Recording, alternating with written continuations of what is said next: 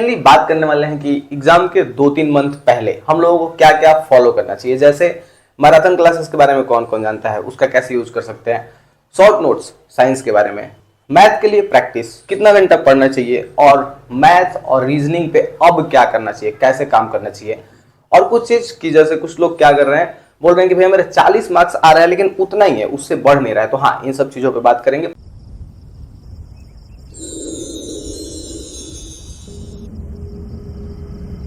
तो hello and welcome back to my channel दोस्तों, स्वागत है तुम्हारा मेरे नए वाले वीडियो में। और देखो, ये इंपॉर्टेंट वीडियो होने वाला है क्योंकि अब सबको पता है कि हाँ 2-3 मंथ में एग्जाम हो जाएगा। तो एग्जाम के 2 मंथ पहले का स्ट्रेटेजी अलग होता है, क्योंकि अभी भी लोग सवाल पूछते हैं कि भैया साइंस पढ़ना है या याद करना है। तो भाई देखो, मैं बता देता हूँ, कंपटीशन 2 चीज का गेम है। पहला टाइमिंग स्पीड, और दूसरा कॉन्सेप्ट प्रैक्टिस। 2 चीज का गेम है। क्यों? क्योंकि अगर आप एग्जाम में जाते हो और आप बहुत अच्छे से बहुत सारे कॉन्सेप्ट क्लियर करके बैठे हो, लेकिन आपका टाइम और स्पीड अच्छा नहीं है, तो 50 क्वेश्चंस कर पाओगे, पूरा नहीं कर पाओगे। और अगर आपका स्पीड ही बहुत ज्यादा है और कॉन्सेप्ट अच्छा नहीं है, तो भी कुछ नहीं होने वाला। तो पहले बात करते हैं प्रैक्टिस सेट अपने को कितना लगाना चाहिए और कितना घंटा पढ़ना चाहिए। तो अब वो टाइम है कि हाँ, बहुत सारे फालतू चीजों से माइंड हटा लो, जैसे रील्स देखना, गर्लफ्रेंड से बतियाना, ये सब चीजों से माइंड हटाओ और फोकस कहाँ करो, सिर्फ पढ़ाई पे। तो अब 8-9-10 घंटे एकदम फोकस होके पढ़ो, फोकस होके। एक लोग होते हैं कि मैं 15 घंटे बैठ रहा हूँ, लेकिन बैठ रहा हूँ, फोकस होकर नहीं पढ़ रहा हूँ। तो फोकस होना बहुत जरूरी है, फोकस होना ही चाहिए। तो मेनली प्रैक्टिस सेट का बात कर लेते हैं। तो मेरे हिसाब से अभी 2 प्रैक्टिस सेट लगाना चाहिए डेली। या आपका सिलेबस कंप्लीट है या नहीं है। क्यों? क्योंकि अगर अभी प्रैक्टिस सेट लगा रहे हो तो आपको ये पता चलेगा कि हाँ, कौन सा चैप्टर मेरा कंप्लीट नहीं है, कौन सा चैप्टर मेरा वीक है, कौन सा चैप्टर अच्छा है। तो जो अच्छा है उसको साइड करो, जो खराब है उसको।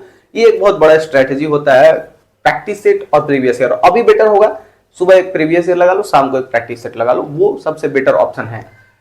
तो ये हो गया प्रैक्टिस के बाद। और प्रैक्टिस सेट के बाद अभी आगे भी करेंगे कुछ एनालिसिस। मेन चीज लोग गलती यही करते हैं कि प्रैक्टिस सेट मारते हैं और छोड़ देते हैं। अभी मैं पहले एक शॉर्ट्स में बताया, वो चीज रिपीट कर देता हूं कि प्रैक्टिस सेट लगाओ, लेकिन उसके बाद प्रैक्टिस सेट लगाने का मेन रीजन क्या होता है कि अपना औकात पता करना है कि भाई किस चैप्टर में मेरा औकात कहां तक है, वो पता करो। फिर उसको जाओ यूट्यूब पे, उस चैप्टर का वीडियो देखो, उस बुक को उठाओ, या जो भी करना है करो। वो चीज पे फोकस करके उसको अपना वीक पॉइंट पता करके प्रैक्टिस सेट के थ्रू उसको स्ट्रॉन्ग करो। इससे क्या फायदा होगा कि लोग बोलते हैं कि भैया मेरा 40 नंबर आ रहा है, वो कांस्टेंट रह रहा है, 41, 42, 45 ऐसा नहीं पहुंच रहा है। तो 1 से 40 तक जितना पहुंचाने में मेहनत लगता है ना, वो 40 से 50 तक पहुंचाने में उतना सेम मेहनत लगता है। वही चीज है कि अगर आप प्रैक्टिस कर रहे हो, वीक चीज पे काम नहीं कर रहे हो, तो फिर तो उतना ही रहेगा।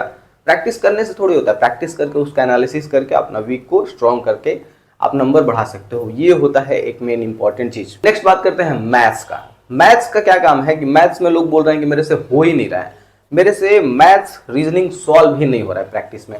तो इसका प्रॉब्लम क्या है कि आप लोग सिर्फ अगर प्रैक्टिस भी कर रहे हो तो प्रैक्टिस सेट में ही प्रैक्टिस कर रहे हो।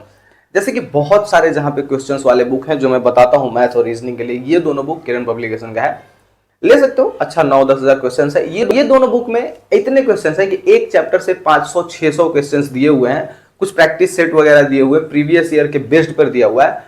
तो इसको अगर आप उठाओ और मेरे हिसाब से डेली का अगर 250 से 300 क्वेश्चन सॉल्व करते हो, 250 नहीं फिर भी 200।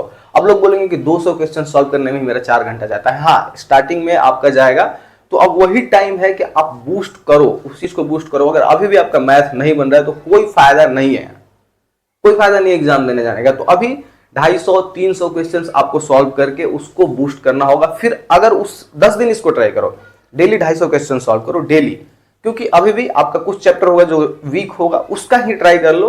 डेली 250 क्वेश्चंस एक बार सॉल्व करके देखो, फॉर्मूला साइड में लिख लो, पहले कोशिश करो बिना फॉर्मूला का सॉल्व करने का। अगर प्रॉब्लम होता है तो उधर देखो, उसको ट्राई करके देखो, धीरे धीरे माइंड में फॉर्मूला जाएगा, कॉन्सेप्ट जाएगा कि हाँ ये क्वेश्चंस ऐसे किया जाता है। कॉन्सेप्ट यहाँ पे घुसना बहुत जरूरी होता है, और जितने ही क्वेश्चंस आप सॉल्व करोगे वो कॉन्सेप्ट आपके माइंड में घुसेगा। और इस बुक में टाइप वाइज दिया हुआ है, तो वो टाइप का फायदा होगा। इस टाइप का क्वेश्चंस एग्जाम में अगर पूछता है तो ऐसे करना है, कॉन्सेप्ट दिमाग में घुसना चाहिए। अगर एक कॉन्सेप्ट पे आप 50 क्वेश्चंस लगाते हो तो वो दिमाग में आपके जाएगा और बहुत अच्छा प्रॉफिट होगा। एक बार ट्राई करो। तो हाँ, अब एक नेक्स्ट और चीज प्रैक्टिस सेट से रिलेटेड की, क्योंकि अब लास्ट टाइम है तो लास्ट टाइम पे प्रैक्टिस और प्रीवियस ईयर बहुत इंपॉर्टेंट होता है। तो कुछ लोग क्या करते हैं कि अभी घर पे जैसे प्रैक्टिस लगा रहे हैं, तो प्रैक्टिस करेंगे, 1 घंटे का टाइमर लगाएंगे, लेकिन 1 घंटे में पूरा नहीं करेंगे, फिर उसको बाद में कंप्लीट करेंगे, या फिर कैलकुलेटर से सॉल्व करेंगे और उसके बाद उसका कॉन्सेप्ट नहीं समझेंगे। तो ये चीजें अभी, जैसे मेरे कहने का मतलब क्या है कि अब माइंड को वैसा सेट करके प्रैक्टिस सेट लगाओ कि मैं एग्जाम में ही प्रैक्टिस कर रहा हूं। क्यों? क्योंकि बहुत सारे लोगों का ये प्रॉब्लम होता है कि यहाँ पे तो 50 नंबर आ रहा है, लेकिन वहां पे जाते हैं तो 10 नंबर कम हो जाता है। क्यों? क्योंकि एग्जाम का प्रेशर आप झेल नहीं पाते हो। अब मेरा वही चीज अच्छा था कि अगर मैं रूम पे भी प्रैक्टिस कर रहा हूँ, ज्यादातर ऑनलाइन करता था, तो उसमें 1 घंटे का टाइम है। अब ज्यादा कैलकुलेटर में यूज नहीं, ज्यादा क्या यूज ही नहीं करता था मैं कैलकुलेटर, खुद कैलकुलेशन करता था। उससे 2 फायदा होता है। पहला कि आप एग्जाम का प्रेशर झेलना रूम से ही सीख जाओगे। चलो ठीक है, सबके पास ऑनलाइन की व्यवस्था नहीं, ऑफलाइन ही करो, 1 घंटा का टाइमर लगाओ, बिना कैलकुलेटर का पेन कॉपी लेके बैठो और उसको करो। 2 फायदा, पहला कि आपका कैलकुलेशन बहुत फास्ट हो जाएगा, दूसरा आपका टाइम मैनेजमेंट बहुत अच्छा होगा। और एग्जाम में टाइम मैनेजमेंट बहुत जरूरी होता है। जैसे टाइम मैनेजमेंट में एक और बता देता हूं, उसको मैं शॉर्ट्स पे बता चुका हूं, शॉर्ट्स देखते रहा करो। कि जैसे मान लो कि आप मार्क एंड नेक्स्ट का एक ऑप्शन होता है, उसको कैसे यूज करना है। तो जो क्वेश्चन हमको लग रहा है कि मान लो कि ये क्वेश्चंस अभी करूंगा तो टाइम वेस्ट होगा और चांस है कि ना हो, तो उसको, ये भी चांस है कि हो भी जाए, तो उसको मार्क एंड नेक्स्ट करके आगे बढ़ते हैं। इसको टाइम मैनेजमेंट बोलते हैं। और मार्क करके रखे हो तो बाद में आके उसको देख सकते हो अगर टाइम बचा तो इस चीज का मतलब, मेरे कहने का मतलब, प्रैक्टिस ऐसा करो ना रूम पे कि एग्जाम का माहौल बना के कि यार 1 घंटे में करना ही करना है, जितना 1 घंटे में हो रहा है उतना ही चेक करो, ये नहीं बाद में उसको कर लेना टाइम होने के बाद। पहले 1 घंटे में जितना होता है उतना ही करो। मतलब कि एग्जाम का माहौल रूम पे बनाओ, प्रेशर झेलने का आदत डालो। एग्जाम में जाओगे तो 10 नंबर कम नहीं होगा। अक्सर लोगों से सुने होंगे कि साल प्रैक्टिस में 50 आ रहा था, एग्जाम में गया तो 10 ही नंबर आया, कम आया।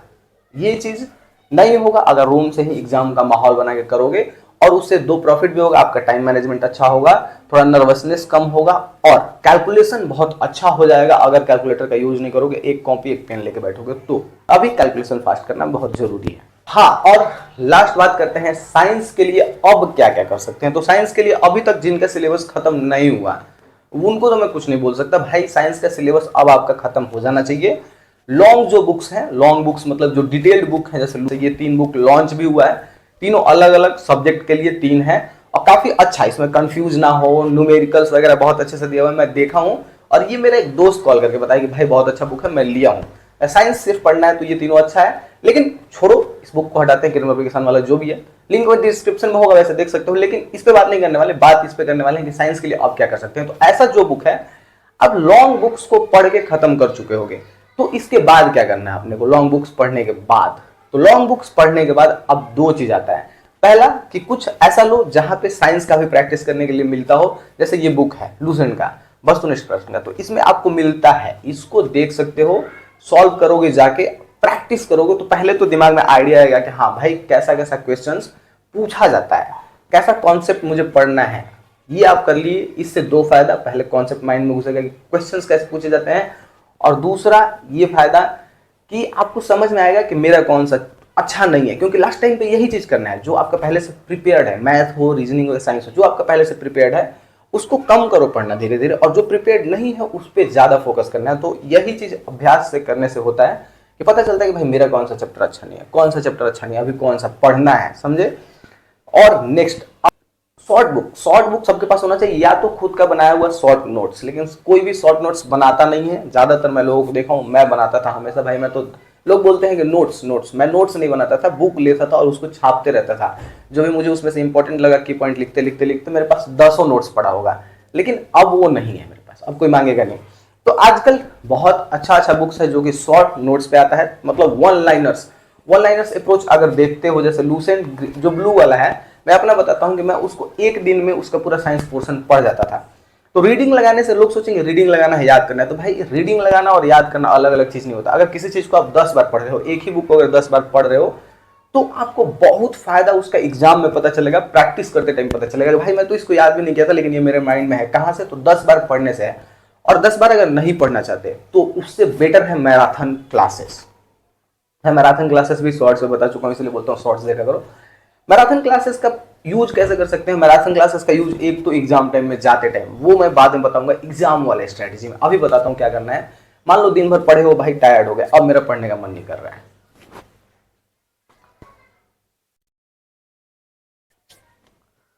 मान लो दिन भर पढ़े हो और टायर्ड हो गए, अब मेरा पढ़ने का मन नहीं कर रहा, चलो भाई बेड पे लेट जाते हैं, मैराथन क्लासेस। अरे मैराथन क्लासेस कभी भी नॉर्मल स्पीड पे मत देखना। मैराथन क्लासेस 2x पे 1.5x पे कर लो, यूट्यूब पे स्पीड उसका बढ़ा लो और देखते देखते सो जाओ।